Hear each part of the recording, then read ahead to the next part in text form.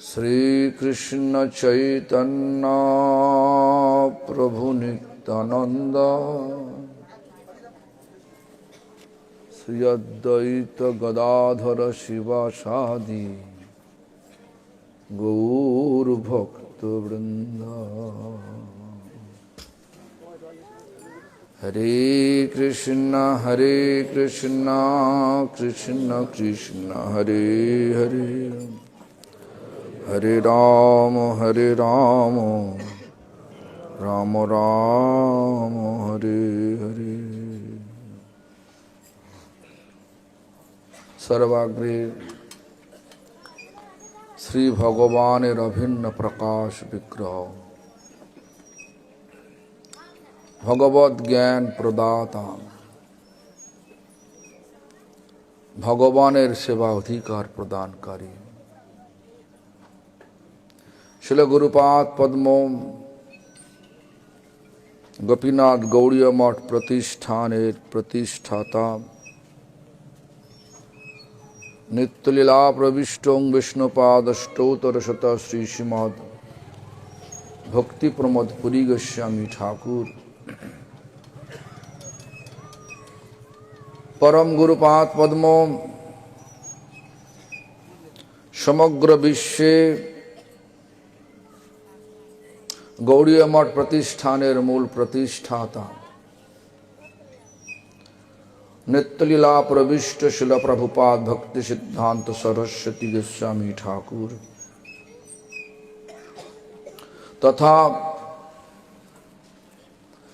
श्री ब्रह्मो माध्व गौड़ीय सरस्वत सम्प्रदायेर सकल आचार्य और शुद्ध भक्तबिंद सकलेर श्रीपाद पद्मे जानाय दंडवत प्रणाम। सकले आमार प्रति प्रसन्न हो। सभाय उपस्थित त्रिदंडीपाद दय बाबाजी महाराज, वैष्णव वृंद, वैष्णवी वृंदा, सज्जन वृंद, मातृमंडली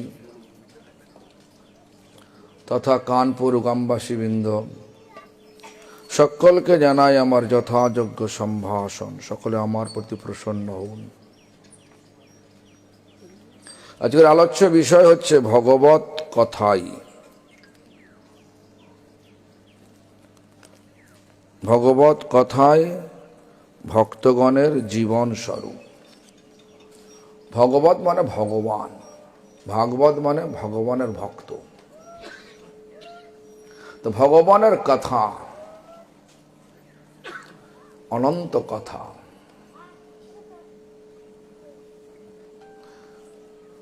भगवानेर जन्मलीला, भगवानेर सृष्टि लीला, माने भगवान किभाबे सृष्टि करलेन এই জগৎকে, ভগবানের লীলা কথা বহু বহু আছে। আর ভক্ত তাদের এই কথাটাই, ভগবানের কথাটাই জীবন বলে মনে করে। এই জন্য প্রত্যেকটা মন্দিরে যারা একটুখানি মানে আত্মা কল্যাণের জন্য, মানে আমরা দুটো অবস্থা, তো একটা হচ্ছে শরীর, একটা হচ্ছে আত্মা। যারা গৌড়ীয় মঠ তারা দেখবেন সবসময় আত্মকল্যাণের কথা বলে। ভগবানের নাম, ভগবান লীলা কথাই আত্মার খাদ্য।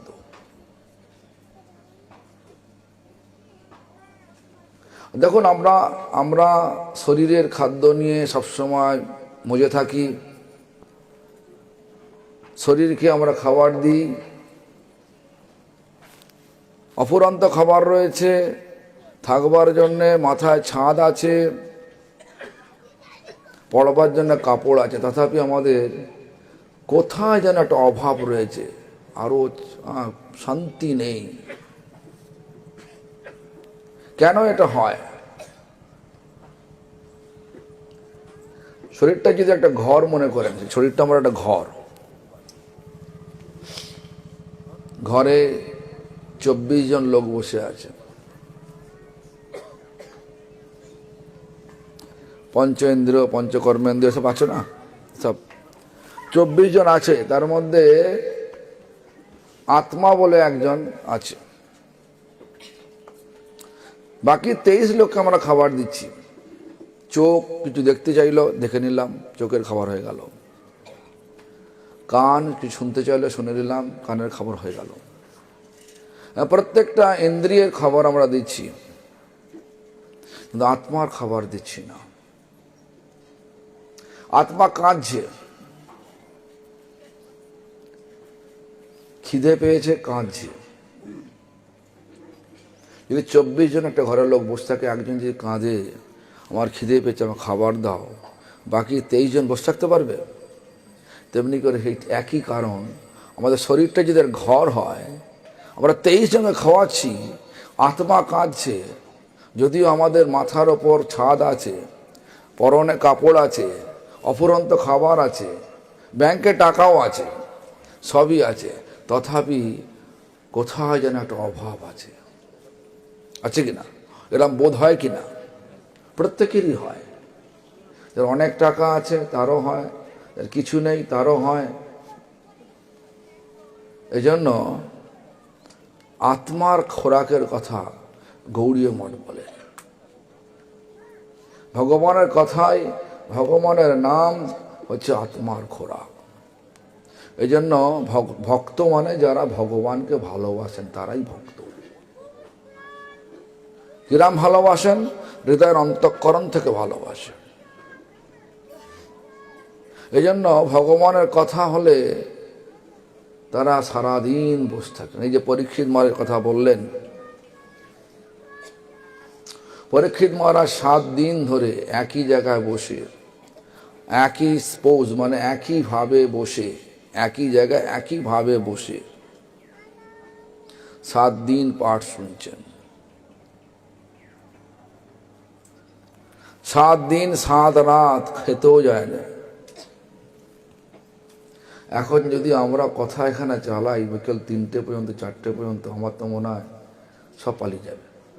দূর মশাই, একাদশীর দিন 12টার পর খেতে দেবে, এখন 12:30 1টা বেজে গেছে, আপনি বকবক করছেন নাকি? বলবেন হ্যাঁ কি না? বলুন না, বলবেন না? ঠিক আছে, তাহলে সারাদিন পর চালাবো তো? বসে থাকবেন আপনি? যাবেন না? আচ্ছা, তাই যাই হোক, 7 দিন 7 রাত একভাবে বসে পাঠ শুনছেন একাগ্র চিত্রে।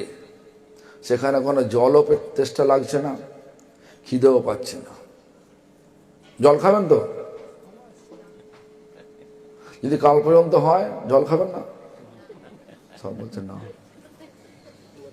যাই হোক, দেখুন 7 দিন 7 রাত পাঠ শোনার পরে পরীক্ষিত মহারাজ যখন জিজ্ঞাসা করছেন, সুখদেব গোস্বামী তোমাকে ক্ষুধা তৃষ্ণা বাধা প্রদান করছে না?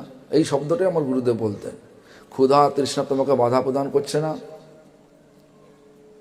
তো পরীক্ষিত মহারাজ কি উত্তর দিয়েছিলেন? না। যে ভগবানের মানে নিগম কল্পতরুর গলিতং ফলং, বেদ কল্পতরুর গলিত ফল সুখদেব গোস্বামীর মুখ থেকে দ্রবীভূত মানে ফিল্টার হয়ে আমার কাছে আসছে, আমি সেটা পান করছি, মানে পান করছি মানে পাচ্ছি। আর তার স্বাদ কিরকম, আস্বাদনটা কিরকম? তেতো না, রসমালায়, মানে অমৃত স্বাদ। মুহুর্গ মানে সর্বক্ষণ পান করছে। তাহলে আমার বাবা কেন ক্ষুধাতেছে না পাবে? এই কথা, ভাগবত কথা, হরিনাম, এগুলো আমাদেরকে জীবন্ত করে রাখে। শরীর মরে যাবে কিন্তু ভগবানের সাধনা যাবে না, থাকবে। সেই জন্য আমাদের গুরুপাদ পদ্ম তথা গুরুবর্গগণ বলতেন, একটা শব্দ বলতেন, ইংলিশে বলতেন, ডাই টু লিভ। মরব তো বটে, কিন্তু বেঁচে মরব। শুধু মরব না, শুধু মরব না বলতে খাবো দাবো থাকবো, আস্তে আস্তে বুড়ো হয়ে মরে যাব। ভাগবত এটাকেও বলছেন আত্মহত্যা বলছেন। যারা এই মনুষ্য জীবন পেয়ে, মানে মানব জীবন পেয়ে, সুযোগ অনেক আছে, সুযোগ অনেক আছে এই জীবনটাকে সার্থক করার, মানে এই জন্ম মৃত্যুর দুঃখ কষ্টের যে আবর্ত চক্র, চক্র থেকে বেরিয়ে যাবার সুযোগ অনেক আছে। সেটা কিছুই করলাম না, শুধু খাওয়া দাওয়া থাকার, বুড়ো হয়ে মরে যাওয়া। ভাগবত এটাকেও বলছেন আত্মহত্যা। আমরা জানি আত্মহত্যা মানে কি, গলায় দড়ি দেয়া, গায়ে পেট্রোল জ্বলে মরে যাওয়া, রেলের মাথা দেয়া। আমি অনেক রেলে মাথা দেওয়া দেখেছি। আমাদের যখন কলেজ ছিল, স্কুল ছিল, ওই রেল লাইন টপকে যেতে হতো। প্রায় সময় দেখতাম কেউ না কেউ মরে গেছে। তো যাই হোক, এরকম এগুলো বলে আত্মহত্যা। কিন্তু ভাগবত বলছেন এই শরীরটা যখন পেয়েছি, সেটা বলছেন কিরম, শ্লোকটা কিরম ভালো করে শুনবেন। নৃদেহ মানে নরদেহ, আদ্যং মানে যে মুহূর্তে পেলাম, নৃদেহ আদ্যং সুলভং মানে অত্যন্ত সহজ হয়ে গেল। কি সহজ হয়ে গেল? এই জন্ম মৃত্যু দুঃখ কষ্টের যে চক্র, চক্র থেকে বেরিয়ে যাওয়াটা সহজ হয়ে গেল। কেন? সাধনা। অন্য দেহ সাধনা করতে পারবে না। কি সাধনা? ভগবানের সাধনা। কলিযুগের সাধনাটা কি না? হরিনাম, হরি কথা, মানে ভগবত কথা। এই যে মহারাজ বললেন ভাগবতের অনেক উদাহরণ দেন, ভালো সুন্দর যুক্তি দিয়ে উনি বললেন। তো নৃদেহ মানে নরদেহ, আদ্যং মানে যে মুহূর্তে পেলাম, সুলভং অত্যন্ত সহজ হয়ে গেল। কি না? সাধনার সুযোগ হয়ে গেল। আর সাধনার দ্বারা সিদ্ধি লাভ করে আমরা এই দুঃখ কষ্টের আবর্ত থেকে বেরিয়ে যেতে সহজ হয়ে গেল। দেখুন, আপনারা কি দুঃখ চান? কেউ দুঃখ চায় না, সবাই আনন্দ চায়। কিন্তু কাজগুলো যা করা হয় সব দুঃখের কাজ করা হয়। কেউ চায় না এই জগৎ থেকে বেরিয়ে যাওয়ার জন্য। কোনো ছেলে যদি বলে যে মা আমি সন্ন্যাস নেব, মায়ের কি মাথায় মাথায় যেন বজ্রঘাত পড়ে গেল নাকি? ছেলে বিয়ে করে কিন্তু মাকে ছাড়বে নাকি? সে ভালো, কিন্তু ওই সন্ন্যাস নিয়ে চলে যাবে এটা হবে না। যদি বলে মা আমি কাজ পেয়েছি আমেরিকাতে, সারা জীবন থাকতে হবে ওখানে, তাও মা হাসি মুখে বিদায় দেবে, কেন? ওখানে পয়সা পাবে না। কিন্তু সন্ন্যাস নেবে, সেখানে পয়সার উপরে একটা অর্থ, পয়সাকে অর্থ বলে, অর্থের উপরে একটা পরমার্থ আছে। সে পরমার্থ ভাবে, সেটা পর শুনলেই যেন মাথায় বজ্রাঘাত পড়ে গেল নাকি? যদি পুরুষোত্তম যদি বলে, অনুরাধাকে বলে, ওর মা অনুরাধাকে বলে মা আমি সন্ন্যাস নেব, মায়ের তো মাথায় বজ্রাঘাত, বাবার তো মাথা একদম আরো বেশি পড়ে গেল নাকি? এরকম হয় কেন? এগুলো হচ্ছে এটা মায়ার আকর্ষণ। মাও থাকবে না, ছেলেও থাকবে না, কেউ থাকবে না। থাকবে আমাদের ভগবানের সাধনা, আর কিছু থাকবে না। সেই জন্য বলছে সুলভং, মানব জীবন পেলেই সেটা করা যায়, অন্য জন্ম করা যায় না। গরুর জীবনে করা যাবে না, হাতির জীবনে করা যাবে না, করা যাবে?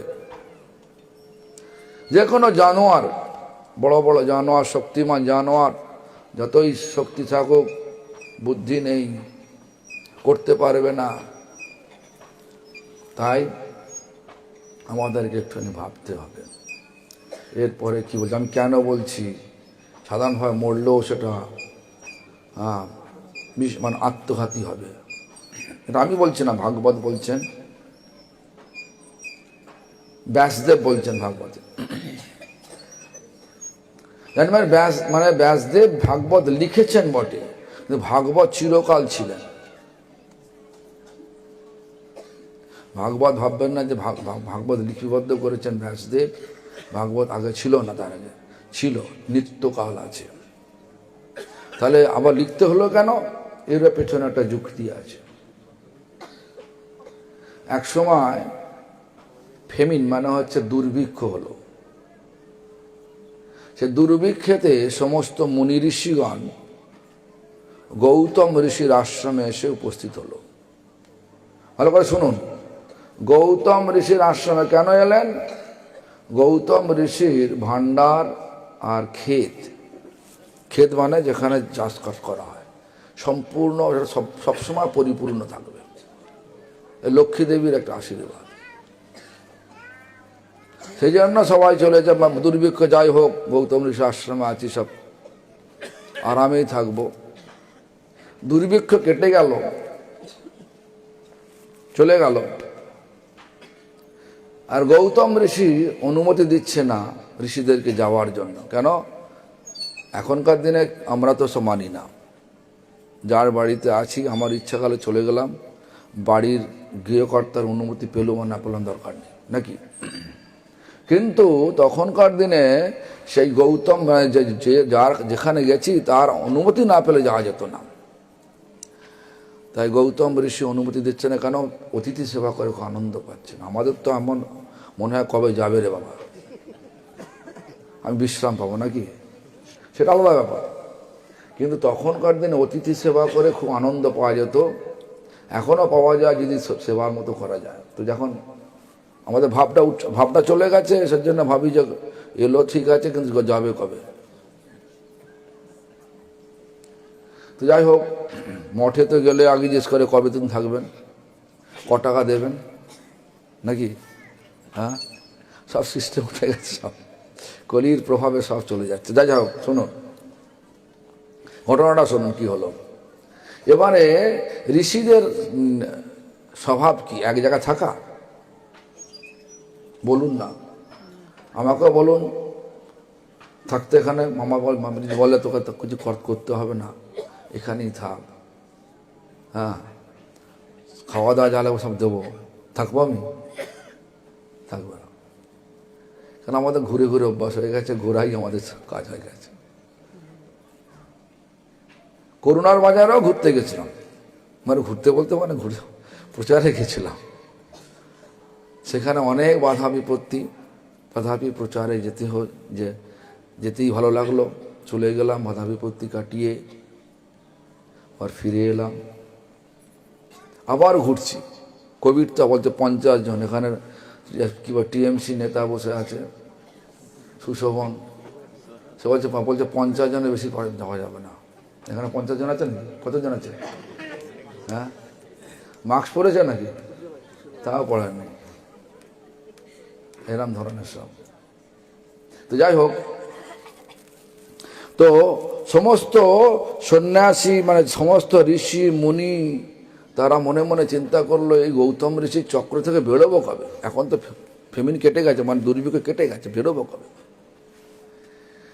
তোরা একটা যুক্তি করলো কি, যা ওরা একটা মন্ত্র দিয়ে একটা গরু তৈরি করলো, গরু তৈরি করে গৌতম ঋষির খেতে মানে জমিতে ছেড়ে দিল। গৌতম ঋষি যখন বাজারে গিয়েছিল, যুক্তি করে মন্ত্র দিয়ে গরু তৈরি করে গরুটা খেতে ছেড়ে দিল। গৌতম ঋষি যখন আসছে তখন দেখছে গরুটা হাঁ হাঁ করে খাচ্ছে, সব খেয়ে নিচ্ছে। যখন যে মুহূর্তে দেখবে একটা গরু ভালো সবজি, এখনকার দিনে পালং শাক হয়েছে, যদি কেউ গরু ভাঙা করে খায় কি করবেন? খেতে দেবেন না, তাড়াবেন। সেই একই জিনিস তো হয়েছিল, তাড়াতে গেলেই কিন্তু গরুটা মরে যাবে। তারপরেই গৌতম ঋষি নিশ্চয়ই কোনো মন ক্ষুণ্ণ, মনে দুঃখ নিয়ে আশ্রমে ফিরবে। আর যেই মুহূর্তে ফিরে আমরা জিজ্ঞাসা করবো আপনার কি এত দুঃখ কেন? যেই মুহূর্তে বলবে আমি গরুটা মরে গেল, আমাকে তাড়াতে গিয়ে কেন মরে গেল জানি না, সেই মুহূর্তে আমরা তখন দোষারোপ করবো, তুমি গোহত্যা করেছো, গোহত্যার পাবে লিপ্ত হয়েছো, অতএব তোমার আশ্রমে থাকবো না, চলে যাব। সবাই এই ফাঁক নিয়ে সবাই চলে গেল। এবার সবাই যাওয়ার পরে গৌতম ঋষি মনে মনে চিন্তা করছে, আরে এটা গরুকে তাড়া দিলে মরে যায় নাকি? নিশ্চয়ের মতো রহস্য আছে। তখন সাধনায় বসে গেলেন, ধ্যানে বসলেন, ধ্যানে দেখতে পেলেন এদের চক্রান্ত, মুনি ঋষিদের চক্রান্ত দেখতে পেলেন। তখন গৌতম ঋষি অভিশাপ দিয়েছিলেন, যত তোমরা শ্লোক, আগে তো সৌত পন্থা ছিল, যে কোনো জিনিস সৌত পন্থা, মানে শুনে শুনে সব মনে হচ্ছে, একবার বললি সব মাথায় এসে যেত।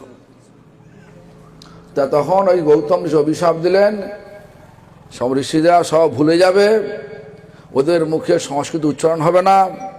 যেমন আমাদের মুখে যতই বলি, ব্রাহ্মণরা যতই পড়ুক, ওনার মুখে সংস্কৃত হয় না, আমার মুখে সংস্কৃত হয় না, বাবাজি মার মুখে সংস্কৃত হয় না, কারো মুখে সংস্কৃত উচ্চারণ হয় না।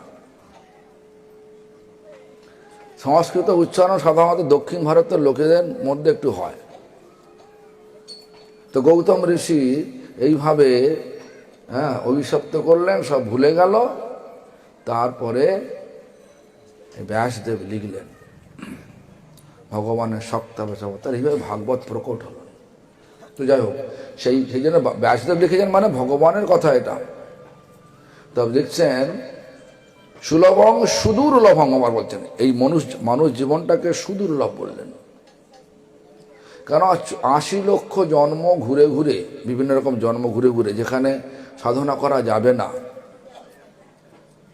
মাছ হন, কুমির হন, হাঙর হন, করা যাবে কি? সাধনা করা যাবে না। হাতি হন, যত রকমের বড় শক্তিমান জীব আছে, সব কিছুতেই হবে না। তাহলে একমাত্র মানুষ জন্মেতেই হবে। সেটা পাবো কবে? 80 লক্ষ জন্ম। এই চক্রতে 80 লক্ষ বিভিন্ন রকম জন্ম ঘোরার পরেই মানুষ জন্ম পাচ্ছি বলে বলছে সুদূর্লভ বললেন। সহসা পাওয়া যায় না, যখন পাওয়া গেল সুদূর্লভ। তারপরে বলছে শরীরটা কি বললেন? বলছে প্লবং। এই শরীরটাকে, মানব শরীরটাকে বলল নৌকা বলল। এই জগৎটা হচ্ছে কি না ভব সাগর, মানে মায়ার সাগর, সবই মায়া দিয়ে গড়া। কেন? যেমন সুখদেব গোস্বামী তার মায়ের গর্ভ থেকে বেরোতে চাইছেন না, তখন ব্যাসদেব তাকে অনুরোধ করলেন, পুত্র তুমি মাতৃকুক্ষি থেকে বেরিয়ে আসো। পুত্র তখন জবাব দিল কি গর্ভ থেকে, পিতা আমি ভীত সন্ত্রস্ত, আমি অত্যন্ত ভয় পাচ্ছি। কেন? এ মায়ার জন্য। আমরা তো কোনো ভয় নেই। জানবেন ইংলিশে একটা মানে প্রবাদ আছে, a fool rush in where angel are fear to tread. বোকা লোক অতি সহজেই প্রবেশ করে যায় যেখানে বুদ্ধিমান লোক যেতে একটু ভয় পায়। তা আমরা বোকা, খুব হাসি খুশিতে আছি। আর সুখদেব গোস্বামী বললেন ভীত সন্ত্রস্ত। কেন? না মায়া। তখন কি বললেন? পিতা তুই ভগবানকে বলো তার মায়াকে সরিয়ে নিতে। পিতা ব্যাসদেব গেলেন ভগবানকে বললেন। ভগবান বললেন, ও ব্যাস, তুমি তো সবই আমার জানো। এই জগৎটা তৈরি করি যে মায়া দিয়েই তৈরি করি, যদি মায়াকে সরিয়ে নেবো পৃথিবী থাকবে কি? আর কিছুই থাকবে না। তখন বললেন তুমি তো সবই করতে পারো, যেটা হবে না সেটা হওয়াতে পারো, যেটা হবার সেটা না হওয়াতে পারো, তুমি করো না। আমার ছেলে যখন বলেছে, আমি একটু গল্প করে বলছি, হ্যাঁ, তখন বললো ঠিক আছে। ভগবান বললেন একটা গরুর শিং, তার অগ্রে, তার গরুর শিংয়ের ওপরে দূর থেকে একটা সর্ষের দানা ফেললে, সর্ষের দানাটা যতক্ষণ এই গরুর শিংয়ের ওপর স্থিতি অবস্থা থাকবে ততক্ষণ যেন মায়াটা সরিয়ে নেব। গরুর শিংয়ের ওপরটা গোল, সর্ষের দানাটাও গোল থাকবে কতক্ষণ? ফ্র্যাকশন অফ সেকেন্ড, মানে 1 সেকেন্ডও না, কয়েক অল্প।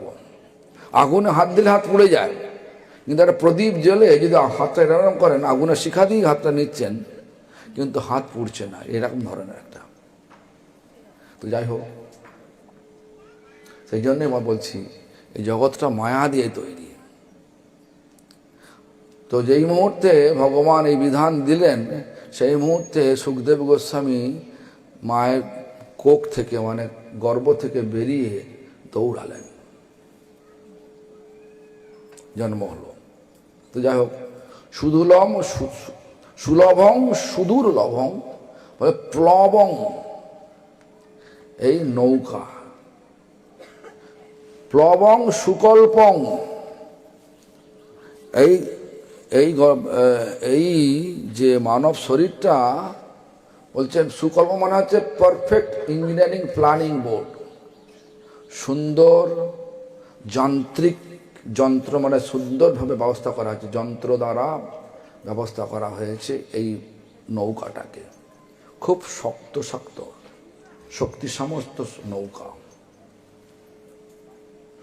ঢেউকে, এই যে আমাদের যে ওয়েবস, মানে আমাদের যে এই যে মায়ার যে নানা রকমের প্রতিকূলতা আছে, এগুলো প্রতিরোধ করার ক্ষমতা রাখে এই শরীর।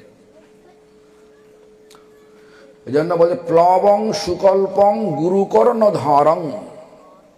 তো আমাদের এই জগৎটা হচ্ছে জড় জগৎ, মানে জড় সাগর, সাগরের উপর ভাসমান এই শরীররূপ একটা সুপটু নৌকা। আর নৌকার মাঝি স্বরূপ আছেন গুরু কর্ণধারম, মানে ক্যাপ্টেন অফ দ্য বোট, যিনি বোট মানে নৌকার যে মাঝি, শক্ত সামর্থ্য, যিনি উপলব্ধ আত্মা, তিনি কে না গুরু। এটাও আছে জগতে। তারপরে কি বলছেন?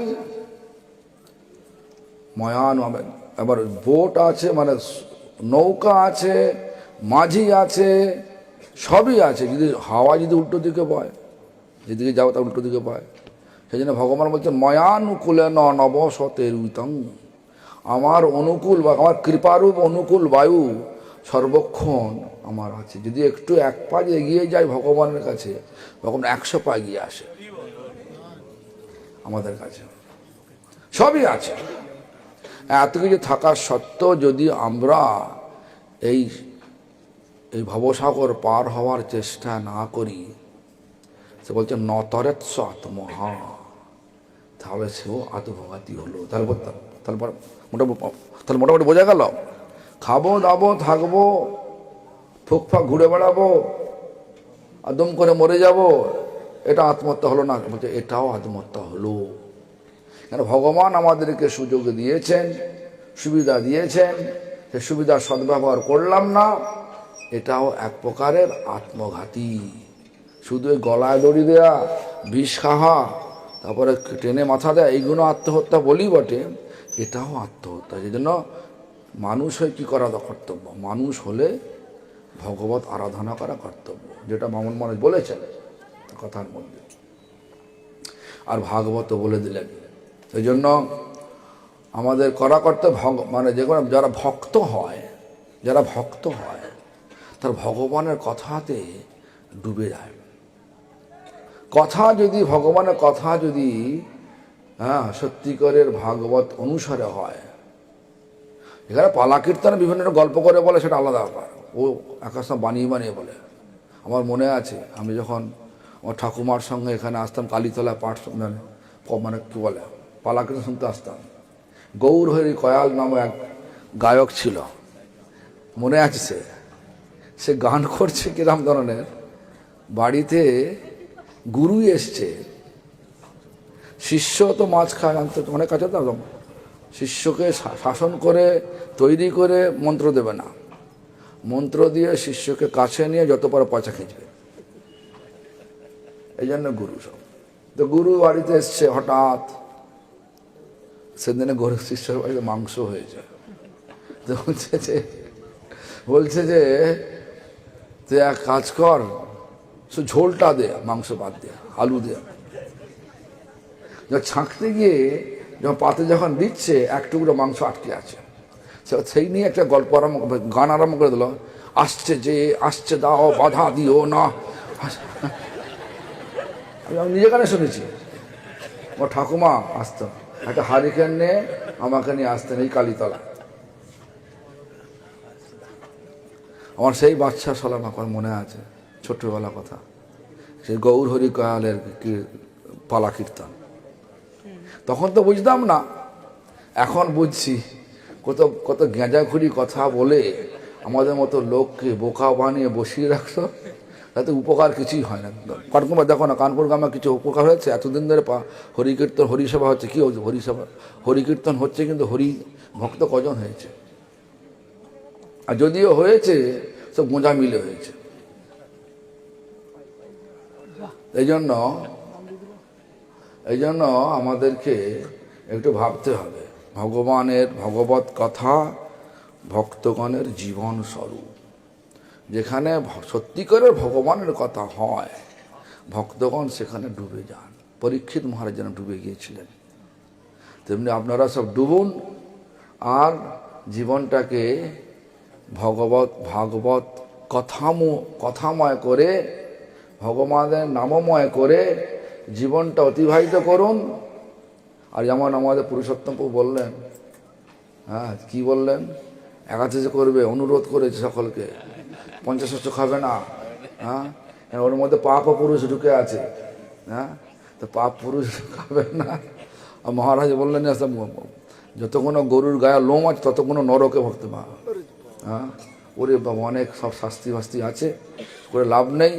এই জীবনটা দিয়েছেন ভগবান, হ্যাঁ ভগবান দিয়েছেন, ভগবানের কাছে ফিরে যাওয়ার জন্য এই জীবনটা দিয়েছেন, এখানে থাকবার জন্য দেন।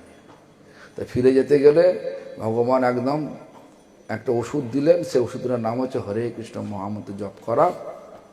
ভগবানের প্রসাদ পান, হরে কৃষ্ণ মহামন্ত্র জপ করেন আর হরি একাদশী করুন, চলে যাবেন। হরে কৃষ্ণ।